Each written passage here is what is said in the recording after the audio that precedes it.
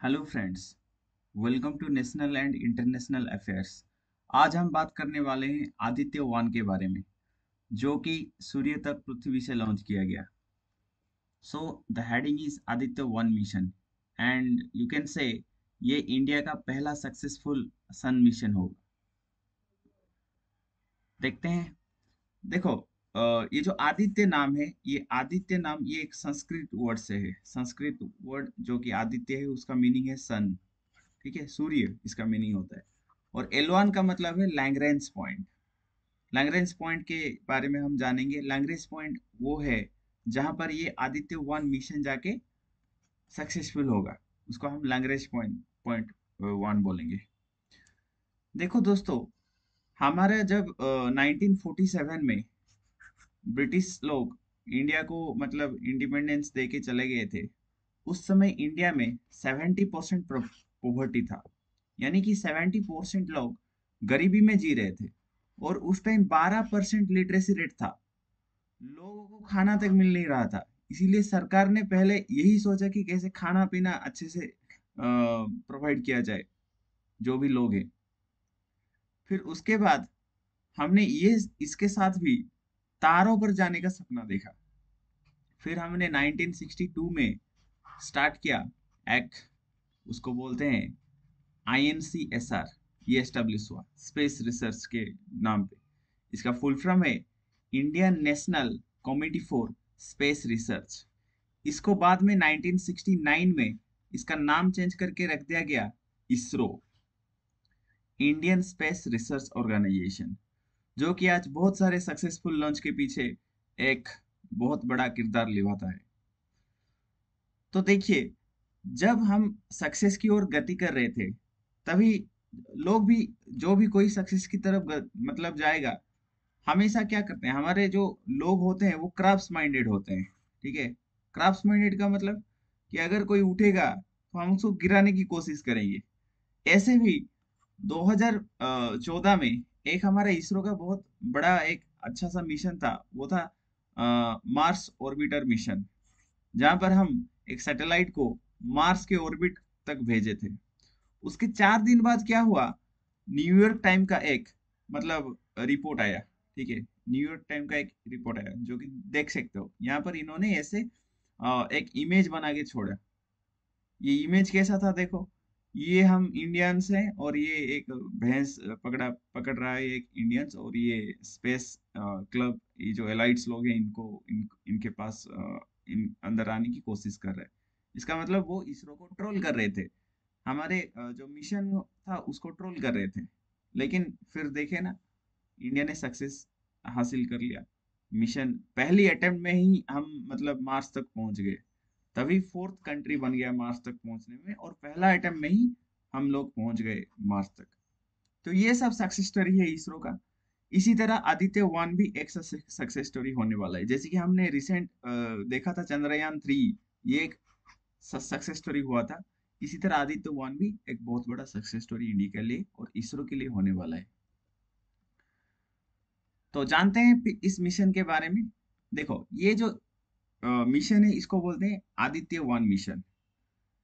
और ये ऑर्गेनाइज कौन कर रहा है, इसरो कर रहा है। ठीक है, और अभी अभी एक दिन पहले ये लॉन्च हुआ 2 सितंबर 2023 में। और इस मिशन का बजट था 400 करोड़। समझ रहे हो इतना। इसका ऑब्जेक्टिव क्या था? ऑब्जेक्टिव था कि कोरोनल हीटिंग के बारे में हम जानेंगे। सन के सरफेस में सन का जो डिफरेंट टाइप्स का फेनोमेनन प्रोसेस हो रहे हैं, उनको मतलब ऑब्जर्व करेंगे। ठीक है, ये इसका मतलब एम है, ऑब्जेक्टिव है। किस व्हीकल में हम इसको भेजने वाले हैं? PSLV एक्सेल, यानी कि polar satellite launching vehicle. XL का मतलब ये थोड़ा जब 60 जैसा होता है ना, small size, medium size, large size, XL size, ऐसा ही PSLV का एक्सेल साइज होता है। एक्सेल का मतलब ये थोड़ा ज्यादा कैपेसिटी का सैटेलाइट को ले सकता है। और ये कहाँ पर जाके सिचुएटेड होगा? लैग्रेंज पॉइंट के बारे में, इसका इंपोर्टेंस के बारे में जानेंगे। और PSLV के इंपोर्टेंस के बारे में भी जानेंगे। PSLV को otherwise work horse of ISRO कहा जाता है। क्यों ऐसा कहा जाता है? क्योंकि इसके वजह से ये जो हुआ है, इसका नाम, ये रॉकेट का नाम था लॉन्चिंग व्हीकल का नाम था PSLV C57। पता है ये C57 का मतलब क्या होता है? C57 का मतलब ये है कि हमने पहले 56 मिशन ऑलरेडी PSLV से सक्सेसफुली लॉन्च कर दिया है, और ये 57 से हम अपना आदित्य वन मिशन लॉन्च किए। ये एक थर्ड जनरेशन रॉकेट है। इसके बारे में पहले रॉकेट के बारे में जान लेते हैं, फिर लैग्रेंज पॉइंट के बारे में जानेंगे, फिर ये जो कोरोना हीटिंग है इसके बारे में जानते हैं। देखो, अबाउट लूनर व्हीकल जो बताया था, लूनर व्हीकल क्या था? जो हमारा PSLV C57 ये था।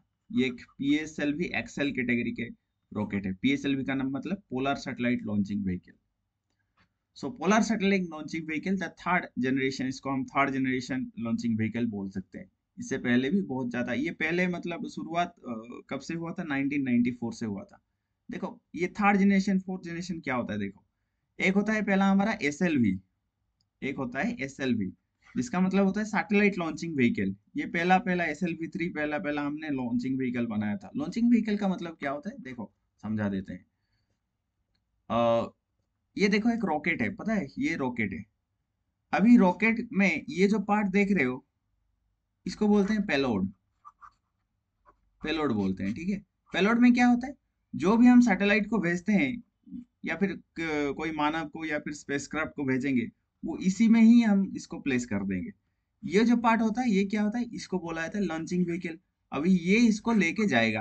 पहले हमारे जब हम पहली बार 1975 में आर्यभट्ट वन को हम लॉन्च किए थे, तभी हमारे पास लॉन्चिंग व्हीकल नहीं था, इसीलिए हमने USSR का साथ लिया। तभी रूसिया, अभी तो रूसिया बन गया है, वो पहले USSR था। USSR का साथ लिया और उसने हमारा आर्यभट्ट वन को लॉन्च कर दिया। तभी से हमारा अब्दुल कलाम जी ने लॉन्चिंग व्हीकल बनाने की प्रक्रिया चालू कर दी और अच्छे से लॉन्चिंग व्हीकल बनाया। पहले जो लॉन्चिंग व्हीकल था वो उसका नाम था SLV, सैटेलाइट लॉन्चिंग व्हीकल। इसको फर्स्ट जनरेशन बोलते हैं। ये एग्जाम में क्वेश्चन आ सकता है आपका। फिर आया हमारा ASLV। ASLV का मतलब क्या होता है? Augmented satellite launching vehicle. ये सब नाम अपना फुल फॉर्म लिख लेना। फिर हमारा आता है PSLV। ये आया थर्ड जनरेशन। इसका कैपेसिटी ज्यादा हुआ, ठीक है। PSLV, polar satellite launching vehicle. फिर आया हमारा GSLV। GSLV का मतलब जियो सिंक्रोनस सैटेलाइट लॉन्चिंग व्हीकल, जो कि फोर्थ स्टेज है। हमारा जो चंद्रयान थी 3 मिशन था, वो इसी GSLV में किया गया था। इसी लॉन्चिंग व्हीकल यूज किया गया था। इसका नाम चेंज करके LMV मैक 3 कर गया था। LMV का लॉन्चिंग व्हीकल मैक 3, जो कि साउंड के 3 गुना स्पीड से जाएगा। तो इसके पीछे, PSLV के पीछे भी बहुत सारा सक्सेस स्टोरी है। हम तो चंद्रयान मिशन पता है हमको। चंद्रयान मिशन 3 अभी तो 3 नंबर है, अभी 4 नंबर भी आने वाला है, ठीक है। जो एक दो, एक सक्सेस हुआ था, दो सक्सेस नहीं हुआ था, अभी 3 सक्सेस हो गया। पहला जो चंद्रयान 1 का शुरुआत किया गया था वो 2008 में किया गया था। और 2008 में हम जो रॉकेट का लॉन्चिंग व्हीकल का इस्तेमाल किए थे, उसका नाम था PSLV। ये PSLV से ही हम इस्तेमाल किए थे। सो PSLV एक बहुत बड़ा चीज होता है। और हम जो मार्स में जो हम सैटेलाइट को भेजे थे, मार्स ऑर्बिटर मिशन में, उसमें भी हम PSLV का ही यूज किए थे। यानी कि हम बहुत सारे चीजें में PSLV का इस्तेमाल करते हैं, ठीक है। सो इसीलिए इसको वर्क हॉर्स ऑफ इसरो भी बोला जाता है। ये पॉइंट बहुत ज्यादा इंपॉर्टेंट है। इसको क्या बोला जाता है? Work horse of the ISRO. 2008 में हमारा चंद्रयान 1 लॉन्च हुआ था, और 2013 में हमारा मार्स ऑर्बिटर मिशन लॉन्च हुआ था। उसी टाइम में ये बहुत हेल्पफुल था। इसका टोटल वेट है, इसका कॉन्फ़िगरेशन हम देख सकते हैं। इसका टोटल वेट है हमारा 320 टन। ओवरऑल हाइट है 44.4 मीटर। ये जो इसका कुछ साइज भी होता है, पहला छोटा वाला होता है PSLV CA, फिर PSLV DL, PSLV OL, फिर PSLV XL। ये सबसे मतलब बड़ा वेट कैरी कर सकता है और लेके जा सकता है। So this is all about your PSLV। PSLV, ये देखो हमने बताया था कि PSLV जो है, PSLV ये C57 का मतलब क्या है? अभी 57 मिशन कंप्लीट हो गया PSLV से। हम 57 लॉन्चिंग व्हीकल स्पेस में लॉन्च करती है। अभी जो 56 वाला है, ये देख सकते हो, ये एग्जाम में क्वेश्चन आ सकता है। PSLV C50, सिंगापुर जो है, सिंगापुर उसका लॉन्चिंग व्हीकल नहीं है। इसरो को कम मत समझना। पूरे दुनिया में ना इसरो के पास लॉन्चिंग व्हीकल है। यानी कि हम क्या करते हैं, सैटेलाइट और लॉन्चिंग व्हीकल अलग होते हैं। लॉन्चिंग व्हीकल ये होता है, सैटेलाइट जो ऊपर भेजना होता है, ये लॉन्चिंग व्हीकल उसको लेके जाता है। ठीक है। जैसे हम होते हैं ना, आपको जाना है कहाँ पर, भुवनेश्वर जाना है, गाड़ी में जाओगे, ट्रेन में जाओगे, यही गाड़ी में जाओगे तो वो हो जाएगा हमारा पीएसएलवी, और ट्रेन में जाओगे तो वो हो जाएगा जीएसएलवी। समझ रहे हो, ये कैरियर होता है। ये कैरियर होता है जो एक्चुअल सैटेलाइट को लेके जाता है। तो ये जो कैरियर हर देश के पास नहीं होता है। इंडिया एक हमारा बहुत, इसका अपॉर्चुनिटी इतना ज्यादा है, मतलब इसका लक इतना ज्यादा है कि हमने ठीक टाइम में एपीजे अब्दुल कलाम की वजह से हमने ये डेवलप कर लिया। तो सिंगापुर के पास लॉन्चिंग व्हीकल नहीं है। वो क्या करता है, वो अपना जो भी सैटेलाइट होता है उसको इंडिया को भेजता है। और इंडिया इसरो का एक मतलब कमर्शियल विंग्स होता है, जो कमर्शियल के साथ डील करता है, जो कि बोलता है बेट हाँ मतलब कोई अलग कंट्री आया के सैटेलाइट देगा तो हम उसको भेज देंगे, इसरो उसको भेज देगा ऊपर। तो हम भेजने का काम करते हैं, हमारे पास लॉन्चिंग व्हीकल है। तो ये हमारा बेनिफिट है, इससे हम बहुत ज्यादा पैसा भी कमाते हैं। ये डीएसआर, ये आप याद रख सकते हो, पीएसएलवी 55 जो हुआ था, ये लुमीसैट 4, ये सिंगापुर का सैटेलाइट था, टेलकोस 2 कंपनी का ये था। ये आप याद रख सकते हो।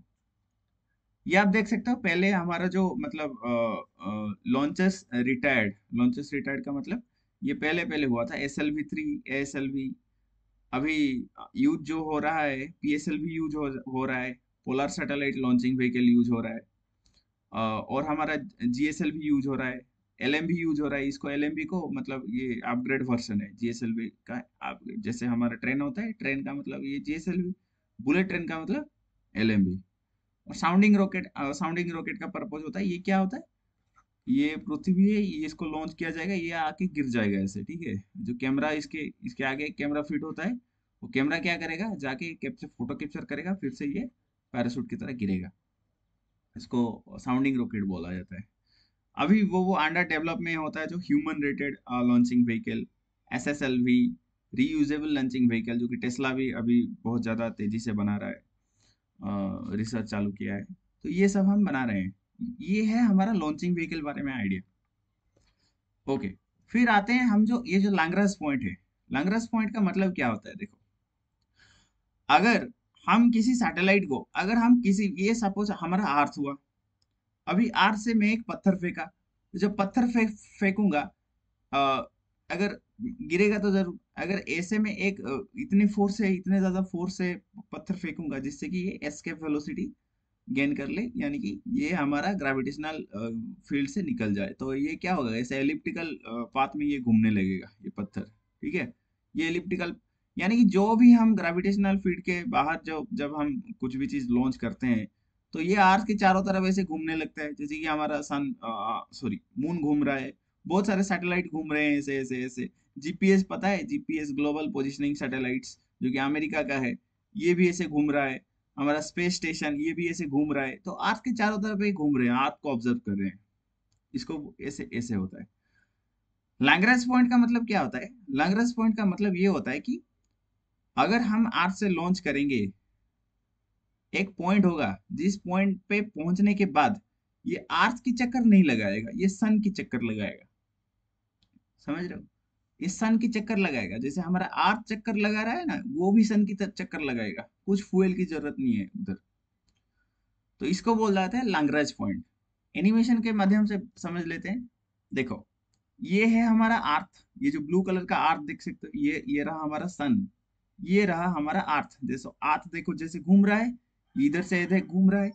तो टोटल हमारा लैग्रेंज पॉइंट 5 होता है। अगर इस पोजीशन में हम सैटेलाइट को पहुंचा देंगे, जो L1 पोजीशन में अगर हम कुछ कोई सैटेलाइट को पहुंचा देंगे, तो ये सूरज की चारों तरफ घूमना शुरू कर देगा। ये सूरज की तरफ चारों तरफ देख सकते हो, या फिर L4, L5, L2, या फिर L3 में ये सूरज की चारों तरफ घूमना शुरू कर देगा। तो इसी को ही लैग्रेंज पॉइंट बोलते हैं। इसका खासियत ये है कि आ, यहाँ पर हम अगर बिठाएंगे तो ये अर्थ की तरफ नहीं, अर्थ के चारों तरफ नहीं घूमेगा, ये सन की चारों तरफ घूमेगा।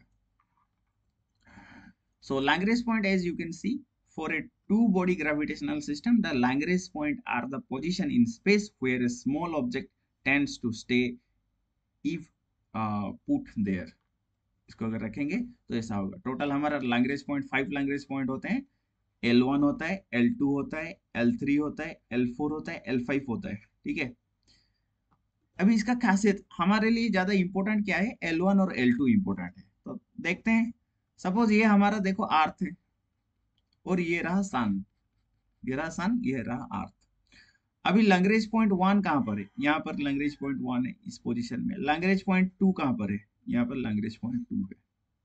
जैसे समझ लेते हैं, यहाँ पर समझ लेते हैं, ये रहा हमारा सन, ये रहा हमारा अर्थ, ये रहा लैग्रेंज पॉइंट 1, ये रहा लैग्रेंज पॉइंट 2। देखो अगर हम कोई सैटेलाइट को लैग्रेंज पॉइंट 1 तक भेजते हैं तो इसका मतलब क्या होता है, इसका ऑब्जेक्टिव एम क्या होता है, हम सन को ऑब्जर्व कर रहे हैं। यानी कि सन में क्या क्या चेंजेस हो रहे हैं, वहां पर क्या क्या इफेक्ट हो रहे हैं, क्या क्या फेनोमेनन हो रहे हैं, ये सब हम ऑब्जर्व करने के लिए एल1 तक छोड़े। और हमको अभी सन के बारे में, अगर हमने एक सैटेलाइट बनाया और उसको हम लॉन्च करना चाहते हैं और हम सन के बारे में नहीं जानना चाहते, सन की तरह तो बहुत सारा स्टार्स हैं अभी भी गैलेक्सी में, तो गैलेक्सी को मैं अच्छे से ऑब्जर्व करना चाहता हूँ, तो उसको कहाँ पर लाके छोड़ा जाएगा, L2 पे जाके छोड़ा जाएगा। इससे क्या होगा, जो सन का बहुत टेम्परेचर होता है, ये जल्दी L1 पे जो जाएगा, मतलब जो सैटेलाइट जाएगा वो खत्म हो जाएगा कुछ दिन में। लेकिन अगर हमको स्पेस के बारे में जानना है, मतलब यूनिवर्स के बारे में जानना है, सोलर सिस्टम के बाहर क्या क्या हो रहे हैं उसके विषय में जानना है, तो एक सैटेलाइट जो है वो फिक्स पोजीशन में बहुत देर तक होना चाहिए, तभी हम जान पाएंगे। तो इसीलिए इसको L2 पॉइंट पे रखा जाता है। जिससे क्या होता है, ये जो सन की रेज आते हैं, ये तो अर्थ है, अब अर्थ इसको क्या करता है, मतलब ऑब्स्ट्रक्ट कर लेता है, जिससे कि सन की रे यहाँ पर जा नहीं पाते। जहाँ की L2 पॉइंट का खासियत यही है कि यहाँ से हम सैटेलाइट जो होता है, ये ज्यादा दिन दिन के लिए इसका आयु बढ़ जाता है। L1 पे जो होता है आयु उसका कम जाता है, घट जाता है। तो L2 पॉइंट में अगर हम सैटेलाइट रखेंगे तो हम चारों तरफ ऑब्जर्व कर सकते हैं। ठीक है, चारों तरफ क्या क्या हो रहे हैं, यूनिवर्स में, विश्व ब्रह्मांड में क्या क्या हो रहे हैं, सबको ऑब्जर्व कर सकते हैं। जैसे कि एक एग्जांपल रिसेंटली आप सुने होंगे, वेब्स जेम्स वेब टेलीस्कोप। इसको हमने जाके L2 पॉइंट में रखा। क्यों L2 पॉइंट में रखा, अभी तो हमको सन को ऑब्जर्व करना नहीं है, अभी हमको पूरा, मतलब वर्ल्ड को ऑब्जर्व करना है, पूरा, सॉरी, पूरा यूनिवर्स को ऑब्जर्व करना है। तो इसीलिए L2 पॉइंट में रखा। सन के किरणें नहीं आएंगे, ये ज्यादा इसका आयु बढ़ेगा। अभी L1 में रखेंगे तो इसका आयु घटेगा, तो आयु घटेगा का मतलब अभी सन, और सन स्पेसिफिकली सन के लिए ऑब्जर्व करेंगे। जो पहले था हबल टेलीस्कोप, ये 1990 में लॉन्च किया गया था, देख सकते हो। और ये क्या इसका मतलब खासियत तो नहीं बोलूंगा, इसका मतलब डिमेरिट क्या था, ये अर्थ के चारों तरफ ऐसे ऐसे घूम रहा था, क्योंकि ये लैग्रेंज पॉइंट में नहीं था, ये से घूम रहा था। अभी पूरे टाइम ये सन के तो हम मतलब ऑब्जर्वेशन करने के लिए अलग सैटेलाइट है, इसको ऑब्जर्व नहीं करेंगे तो हम पूरे स्पेस का ऑब्जर्व, हमारे मतलब थोड़ा डायनामिक्स कम कम हो गया। इसीलिए हमने जेम्स वेब टेलीस्कोप लॉन्च किया और इसको L2 लैग्रेंज पॉइंट 2 में हम इसको सिचुएटेड किया, जिससे कि ये अर्थ का चक्कर अभी नहीं लगाएगा, लेकिन सन की चक्कर लगाएगा और सन की किरणें भी नहीं आएंगे। तो इतना अच्छा मौका। इसको 2021 में लॉन्च किया गया था। ठीक है। सो इसका लाइफ 10 ईयर्स है। ये सब याद रखना, ये सब एग्जाम पॉइंट ऑफ व्यू के लिए बहुत बहुत इंपॉर्टेंट है। तो अभी हम समझे लैग्रेंज पॉइंट के बारे में। अभी देखते हैं ये जो ऑब्जेक्टिव क्या है इसका, इसरो जो आदित्य 1 मिशन ये जो हुआ, इसका ऑब्जेक्टिव क्या है। It will study solar upper atmosphere, it is called chromosphere और कोरोना। ये जो कोरोना हो रहा था वो कोरोना नहीं, ये कोरोना का मतलब होता है जो सन का जो आउटर एटमॉस्फेयर, जैसे हमारा एटमॉस्फेयर होता है ना, उसी तरह सन का भी एटमॉस्फेयर होता है, उसको कोरोना बोलते हैं। ठीक है, उसका डायनामिक्स को। फिर it will do the study of chromospheric and coronal heating. ये कोरोनल हीटिंग जो पॉइंट है ना, ये बहुत ज्यादा इंपॉर्टेंट है, ये हम आपको समझा देंगे। It will observe in Situ particles and plasma environment. वहां पर प्लाज्मा है, स्टेट बोस आइंस्टाइन बताया था कि मैटर का 5 स्टेज भी होता है, जो कि प्लाज्मा स्टेट होता है। सो प्लाज्मा एनवायरनमेंट के बारे में ये स्टडी करेगा जाके। It will study the physics of solar corona and it's heating mechanism, कैसे हीट कर रहा है इसको मतलब स्टडी करेगा। देखते हैं ये कोरोना का मतलब, सोलर कोरोना का मतलब क्या होता है, पहले देखते हैं, समझने की कोशिश करते हैं। कोरोनल हीटिंग का मतलब क्या होता है? देखो, अगर हम सन की लेयर के बारे में बात करेंगे तो ये बीच का लेयर को क्या बोलते हैं? कोर बोलते हैं। ये बीच का लेयर को हम कोर बोलते हैं। ठीक है, ये देख सकते हो, कोर बोलते हैं, ये रहा कोर। फिर आता है हमारा रेडियो एक्टिव जोन, फिर आता है हमारा कॉन्वेक्टिव जोन, देख सकते हो। ठीक है, अभी ये सरफेस फ्लो होता है, फिर आता है फोटोस्फियर। फोटोस्फियर के बाद आता है हमारा क्रोमोस्फियर, फिर आता है कोरोना। एक्चुअली ये जो फोटोस्फियर है ना, फोटोस्फियर में और क्रोमोस्फियर में अगर हम देखेंगे, इसका टेम्परेचर 6000 डिग्री सेल्सियस होता है। 6000 डिग्री सेल्सियस होता है। लेकिन अगर हम कोरोना में बात करेंगे, कोरोना का मतलब ये जो एटमॉस्फेयर इस जगह में देख रहे हो ना, इस जगह में क्या हो रहा है? टेम्परेचर एकदम मतलब बढ़ जा रहा है। कितना बढ़ जा रहा है? 1 लाख डिग्री सेल्सियस हो जा रहा है। अरे भाई, सरफेस में मतलब 6000 डिग्री सेल्सियस था, और मतलब एटमॉस्फेयर में ऊपर गया तो टेम्परेचर बढ़ गया। ये तो थर्मोडायनामिक्स प्रिंसिपल का मतलब गलत इस्तेमाल हुआ। थर्मोडायनामिक्स प्रिंसिपल क्या बोलता है? हीट जितना ये एमिट करेगा, जितना दूर जाएगा वो कम कम होके जाएगा। जैसे हमारा अर्थ के बारे में बोल सकते हैं। अर्थ में क्या है? एक होता है नॉर्मल लैप्स रेट, उसको क्या बोलते हैं? अगर हम एटमॉस्फेयर में ऊपर जाएंगे, यानी कि सिर्फ ट्रोपोस्फियर में, एटमॉस्फेयर का भी बहुत लेयर होता है, ट्रोपोस्फियर, स्ट्रेटोस्फियर, मेसोस्फियर, ठीक है, थर्मोस्फियर, एक्सोस्फियर, ये सब स्फीयर होता है। अगर हम मतलब एटमॉस्फेयर में यानी कि ट्रोपोस्फियर में ऊपर जाएंगे तो क्या होगा? टेम्परेचर घटने लगता है। कितना घटने लगता है? अगर हम 165 मीटर ऊपर जाएंगे तो 1 डिग्री टेम्परेचर घट जाएगा। या फिर बोल सकते हो 1 किलोमीटर ऊपर जाएंगे तो हमारा 6.5 डिग्री सेंटीग्रेड टेम्परेचर घट जाएगा। इसको बोला जाता है नॉर्मल टेम्परेचर। ये होता है थर्मोडायनेमिक्स प्रिंसिपल के अनुसार। लेकिन सन में क्या हो रहा है? सन में इसका उल्टा हो रहा है। तो इसका कारण ढूंढने के लिए सब दुनिया का साइंटिस्ट अभी बेताब होके घूम रहे हैं कि क्यों ऐसा हो रहा है। इसीलिए इसको बोला जाता है कोरोना हीटिंग, कोरोनल हीटिंग। इसलिए ये इतना इंपॉर्टेंट है।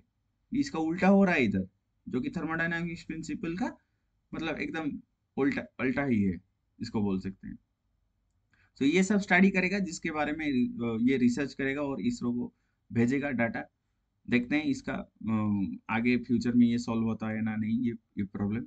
ये हुआ हमारा आदित्य वन का मिशन। ठीक है, so this is all about Aditya one. अगर कुछ भी मतलब समझ में नहीं आया या फिर कुछ और चीज चाहिए इसके बारे में, तो आप कमेंट सेक्शन में जरूर बता सकते हो। Thank you for being with us.